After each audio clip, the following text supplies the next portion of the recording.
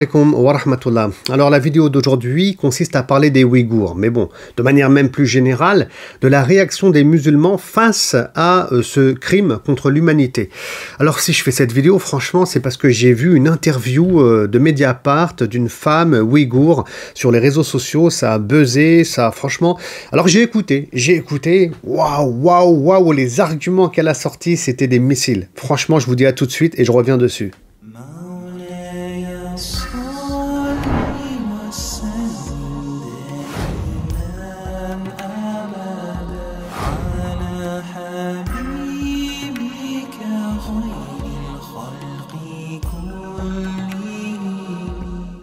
Salam alaikum wa rahmatullah.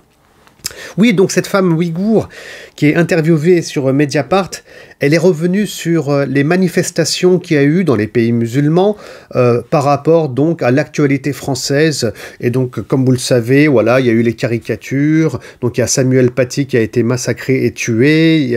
Et puis, il y a la politique aussi française par rapport à l'islam de France. Et puis, il y a des réactions dans le monde tout entier, dans le monde musulman, Bangladesh, Pakistan, Qatar, Turquie, etc., etc. Et cette femme ouïghour-là, qui est interviewée, en fait, elle est choquée par rapport à ces manifestations. Alors, pourquoi elle est choquée? Parce que finalement, elle explique que le prophète, sallallahu alayhi wa sallam, il n'a pas besoin d'être défendu. Car Allah, subhanahu wa ta'ala, j'en rajoute un peu, bien sûr, ici, Allah, subhanahu wa ta'ala, eh ben, il protège le messager de Dieu, sallallahu alayhi wa sallam, en sachant qu'il est pas parmi nous aujourd'hui, en plus. En tout cas, il protège son image. Wa rafa'na laka zikrak, et on a donc élevé ta mention, ton nom, ton image, etc. Il y a plein de choses qui sont incluses dans le sens de ce verset. Et donc, franchement, est-ce que Allah, il a besoin de nous pour protéger le prophète sallallahu alayhi wa sallam? Et ce qui interpelle, c'est quoi?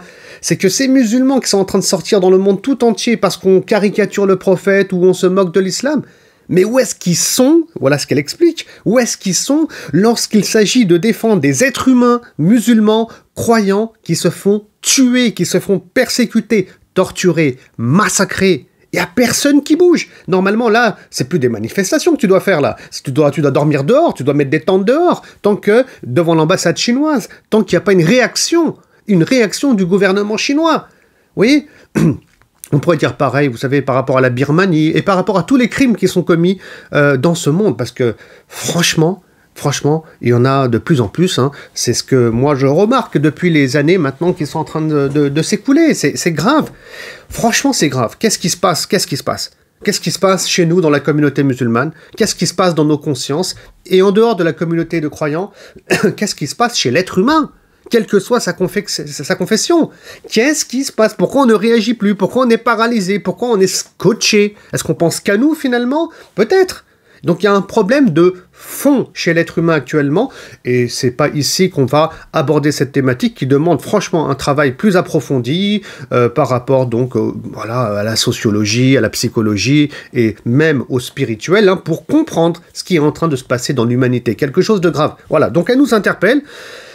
Franchement, l'argument il était fort sur un plan de la logique et du bon sens. L'argument il est fort.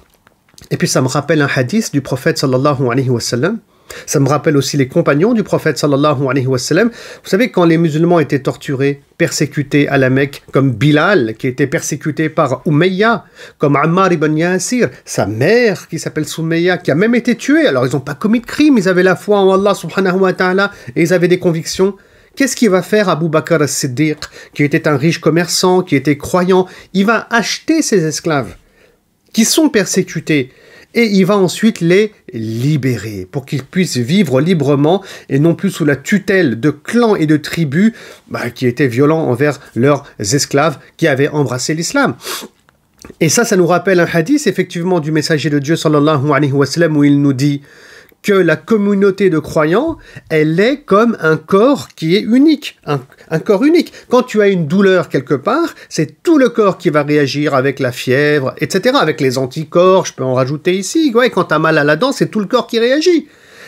Et donc, quand ce corps qui est la communauté de croyants souffre, là c'est les esclaves, comme Bilal, eh ben Abu Bakr et les autres vont réagir. C'est normal, c'est humain. Et d'ailleurs, on pourrait dire la même chose au-delà de la communauté de croyants, la communauté humaine, eh ben, quand elle souffre et quand elle est persécutée, et quelles que soient les convictions des uns et des autres, l'être humain, il réagit. Il peut pas laisser passer ça, c'est pas possible.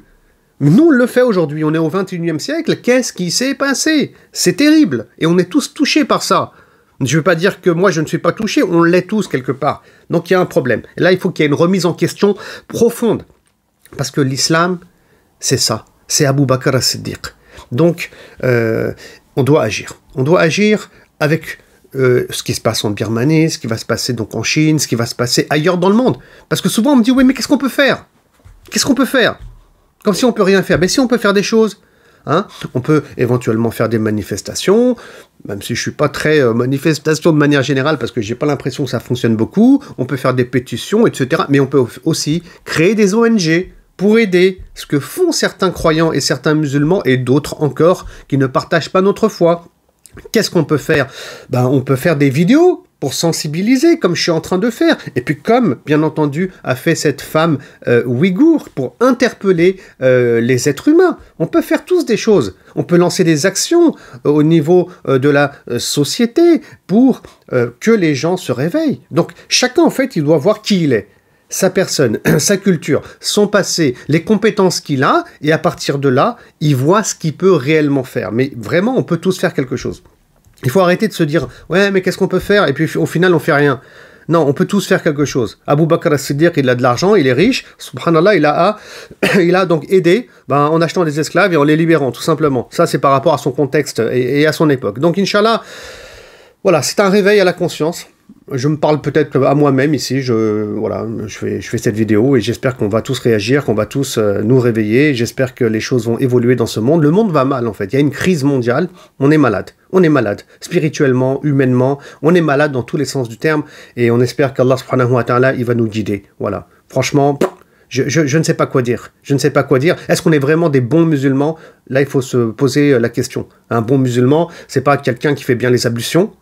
D'accord, c'est pas ça un bon musulman, c'est pas quelqu'un qui va faire la salat à la mosquée.